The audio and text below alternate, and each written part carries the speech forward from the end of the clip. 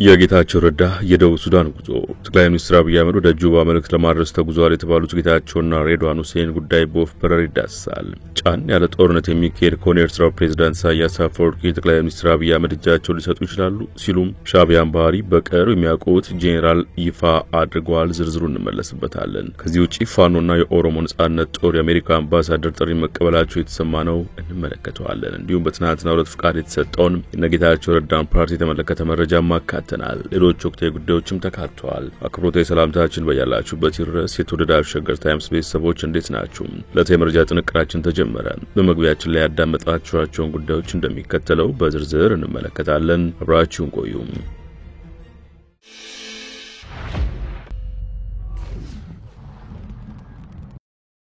ወደ ቀዳሚ ጉዳያችን እናምራችሁ። ጀነራሉ የኤርትራው ፕሬዝዳንት ኢሳያስ አፈወርቂ ጠቅላይ ሚኒስትር አብይ አህመድ እጃቸውን ሊሰጡ ይችላሉ ሲሉ ተናገሩ። ሌተናንት ጄኔራል ዮሐንስ ገብረመስቀል ይህን ማብራሪያ የሚሰጡት የህወሓት ኃይሎች ከኤርትራ ጋር ወግነው ከፌዴራሉ መንግስት ጋር ሊዋጉ ይችላሉ ከሚል መላምት በመነሳት ነው። ከህወሓት በኩል ኢሳያስን ለማዳን የሚደረግ ጥረት የመጨረሻ ጥፋት ነው የሚሉት ወታደራዊ መኮንኑም እንዴት እንደሆነ በውል ባያብራሩትም ለትግራይ ህዝብ የመጨረሻ ሊሆን ይችላል ሲሉ አስረድተዋል። ይህ ሁሉ ከሚሆን ግን ወደዚህ ጦርነት ባይገባ ሲሉ ምክረ ሀሳባቸውን ለግሰዋል።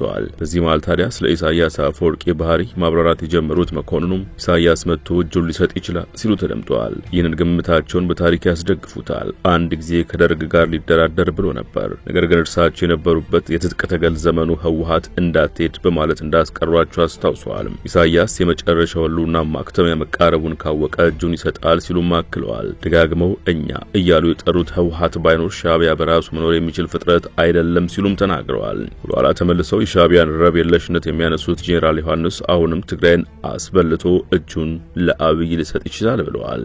ፋኖና ሸኔ ወይንም የኦሮሞ ነጻነት ጦር የአሜሪካን አምባሳደር ጥሪ መቀበላቸው የተሰማ ነው። ከፍ ያለ ድርድር መድረክ በባህር ማዶ ይተጠበቀ ነው ተብሏል። በአዲስ አበባ የሚገኙት አሜሪካ አምባሳደር ኤርቪን ሃውሴ ማሲንጋ ባለፈው ሳምንት መጨረሻ ቀናት የፋኖ ኃይሎች አቀኛና ሰላማዊ ዓላማዎችን ወደፊት ይዘው እንዲመጡ የሸኔ ወይንም የኦሮሞ ነጻነት ኃይል ታጣቂዎችም ያቋረጡትን ድርድር እንዲቀጥሉበት ጥሪ አቅርበው ነበር። ሁለቱም ቡድኖች ለአምባሳደሩ ጥሪ ምላሽ ሰጡ ሲሆን ወደፊት የሚኖረው ሰላማዊ መፍትሄ በሁለቱ ኢትዮጵያ ግዙፍ ክልሎች እየተካሄዱ የሚገኙ ግጭቶችን ምት ውስጥ ያስገባ አሰራር መሆን እንዳለበት ከወዲሁ ማሳሰቢያ እንደሰጡ ነው የተሰማው። እንዲሁም መጪው የድርድር ማዕቀፎች ምን ጉዳዮች ማሟላት እንዳለባቸው ዘርዝረዋል። ሁለቱ አማጺ ቡድኖችም ቢሉም ከዚህ ቀደም በከፍተኛ ደረጃ የተፈረመው አይነት የፕሪቶሪያ ስምምነት በአፈጻጸሙ ክፍተት እንደሚታይበት እንዲሁም በስርዓቱ እንደማይተማመኑም የገለጹበትን መግለጫ ይፋ አድርገዋል። የጌታቸው ረዳ የደቡብ ሱዳን ጉዞ በጠቅላይ ሚኒስትር አብይ አህመድ ወደ ጁባ መልእክት ለማድረስ ተጉዟል የተባሉት ጌታቸውና ሬድዋን ሁሴን በሬድዋን ሁሴን የተመራ ልኡካን ቡድን ወደ ደቡብ ሱዳን አቅንቶ መመለሱን የመንግስት አክቲቪስቶች ይፋ አድርገዋል። እንደ ውስጥ አዋቂዎቹ ከሆነ ብሔራዊ መረጃና ደህንነት አገልግሎት ዳይሬክተር ጄኔራል ሬድዋን ሁሴንና ጠቅላይ ሚኒስትሩ የምስራቅ አፍሪካ ጉዳዮች አማካሪ ሚኒስትር ጌታቸው ረዳም ከደቡብ ሱዳኑ ፕሬዝዳንት ሳልቫኪር ማያርዲትና ምክትል ፕሬዝዳንቱ ቤንጃሚን ቦል ሜል ጋር ተወያይተዋል። የልኡካን ቡድኑ ከጠቅላይ ሚኒስትር አብይ የተላከ መልእክት ለሀገሪቱ መሪዎች ባደረሱበት ወቅት የደቡብ ሱዳን ሰላምና መረጋጋት ከኢትዮጵያ ብሔራዊ ጥቅም ጋር የተሳሰረ በመሆኑ የኢትዮጵያ መንግስት አስፈላጊውን ሁሉ ድጋፍ እንደሚያደርግ አረጋግጠዋል። የደቡብ ሱዳን ፕሬዝዳንትና ምክትላቸውም ኢትዮጵያ ከሀገሪቱ የትጥቅ ትግል ጅምር አንስቶ እስካሁን የዘለቀና የማይናወጥ ድጋፍ እያደረገች መቆየታን በማውሳት ምስጋና እንዲሁም አድናቆታቸው መግለጻቸው ተሰምቷል። ሳልቫኪር የው ድጋፍ ተጠናክሮ እንዲቀጥል መጠየቃቸውንም መረጃዎቹ ይፋ አድርገዋል።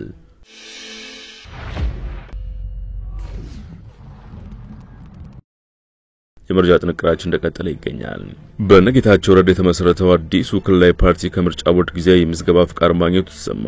የቀድሞ የትግራይ ክልል ጊዜያዊ አስተዳደር ፕሬዝዳንት በነበሩት ጌታቸው ረዳና የእርሳቸውን ጎራ በተቀላቀሉ የህወሓት ማዕከላዊ ኮሚቴ አባላት የተመሰረተ አዲስ ክልላዊ ፓርቲ ነው ሲጠበቅ እንደነበረው በኢትዮጵያ ብሔራዊ ምርጫ ቦርድ ጊዜያዊ የምዝገባ ፍቃድ ያገኘው ዲሞክራሲያዊ ስምረት ትግራይ ስምረት የሚል ስያሜ ያለው አዲሱ ፓርቲ ያዘጋጃቸው ሰነዶች በህወሓት ውስጥ ለውጥ ለማምጣት ይቀርቡ የነበሩ ናቸው ተብሏል። የአዲሱ ፓርቲ የሚዲያና ኮሚኒኬሽን ዘርፍ አስተባባሪ ረዳይ ሀለፎም ለኢትዮጵያ ኢንሳይደር እንደተናገሩት ስምረትን ለማስመዝገብ ለኢትዮጵያ ምርጫ ቦርድ ያቀረበው ከሁለት ሳምንት በፊት ነው። ስምረት በክልላዊ ፓርቲነት ለመመዝገብ ያቀረበውን ጥያቄ ተከትሎ አስተባባሪዎቹ በትናንትናው ዕለት ጊዜያዊ ምዝገባ ፍቃድ ሰርቲፊኬት ከምርጫ ቦርድ መቀበላቸውን ገልጸዋል። ለሶስት ወራት የሚያገለግለው የጊዜያዊ ምዝገባ ፍቃድ ለአዲሱ ፓርቲ መሰጠቱን የምርጫ ቦርድ ኮሚኒኬሽን ክፍል ለኢትዮጵያ ኢንሳይደር አረጋግጧል። የኢትዮጵያ ምርጫ የፖለቲካ ፓርቲዎች ምዝገባና የምርጫ ስነ ምግባር አዋጅ የፖለቲካ ፓርቲ ለማስመዝገብ ጥያቄ ያቀረቡ አመልካቾች አባላቶች በቂ ምክንያት ያቀረቡ ከሆነ የተሰጣቸው ጊዜያዊ ምዝገባ ፍቃድ ለተጨማሪ 3 ወራት ሊራዘም እንደሚችል ይደነግጋል። ይህ አዋጅ የጊዜያዊ ምዝገባ ፍቃድ የሚያገለግለው የፖለቲካ ፓርቲው ለማስመዝገብ የሚያስፈልጉ ተግባራትን ለማከናወን ብቻ ይሆናል የሚል ድንጋጌም ይዟል። ምርጫ ቦርድ ለአዲሱ ፓርቲ በሰጠው ጊዜያዊ ምዝገባ ፍቃድ ሰርቲፊኬት መጨረሻ ላይ ይህንኑ ድንጋጌ በማሳሰቢያነት አስፍሯል። ጊዜያዊ ፍቃድ ያገኘ የፖለቲካ ፓርቲ በምርጫ ቦርድ በቋሚነት ለመመዝገብ ማሟላት ከሚገባቸው ሰነዶች መካከል የፖለቲካ ፓርቲው መስረቻ ጽሑፍ፣ ፕሮግራምና መተዳደሪያ ደንብ ይገኙበታል። ረዳይ የአዲሱ ፓርቲ ሰነዶች በህወሓት ለውጥ ለማምጣት ይቀርቡ የነበሩ ሰነዶች ናቸው። ለውጥ ከሚፈልጉ የትግራይ ተወላጆች በጋራ በመሆን በውይይት በማዳበርና ጉባኤ በማካሄድ ቋሚ የፓርቲ ምዝገባ ይካሄዳል ሲሉ አስረድተዋል።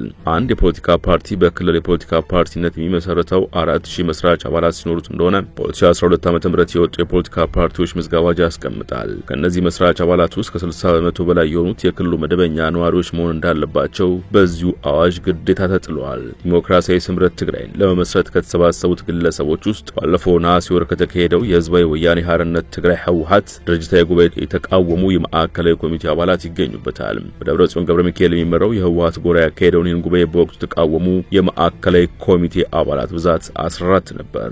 አቶ ረዳይ አዲሱ ፓርቲ የህወሓት የማዕከላዊ ኮሚቴ አባላት የነበሩና ሌሎች ለውጥ ፈላጊ ኃይሎች የተሳተፉበት ነው ሲሉ ቢናገሩም በቁጥር ምን ያህል እንደሆኑ ግን ከመግለጽ ተቆጥበዋል። አዲስ ፓርቲ ወደ መመስረት የገባነው ህወሓትን ለማዳንና ለዘመኑ የሚመጥን ፓርቲ ለማድረግ የተደረገ ጥረት ባለመሳካቱ ነው ሲሉ ሂደቱን አስረድተዋል። የአዲሱ ፓርቲ የሚዲያና ኮሚኒኬሽን ዘርፍ አስተባባሪ ለዚህ በማስረጃነት የጠቀሱት ባለፈው ሚያዝያ ወር በጋራ ጉባኤ ለማካሄድ አድርገናል ያሉትን ጥሪ ነው። ይህ ጥሪ ተቀባይነት ባለማግኘቱ አዲስ ፓርቲ ወደ መመስረት ገብተናል ሲሉ አብራርተዋል።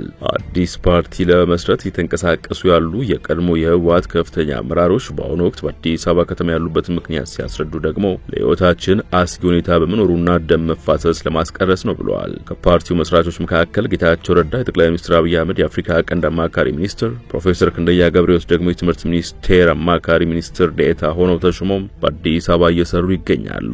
የትግራይ ክልል ኮሚኒኬሽን ጉዳዮች ቢሮ ኃላፊ የነበሩት ረዳይ ሀለፎም በአሁኑ ወቅት ኑሯቸውን በአዲስ አበባ ከተማ እንዳደረጉ ለማረጋገጥ ተችሏል። የዕለቱ መረጃ ጥንቅራችን አበቃ። በያላችሁበት ሰናይ ጊዜ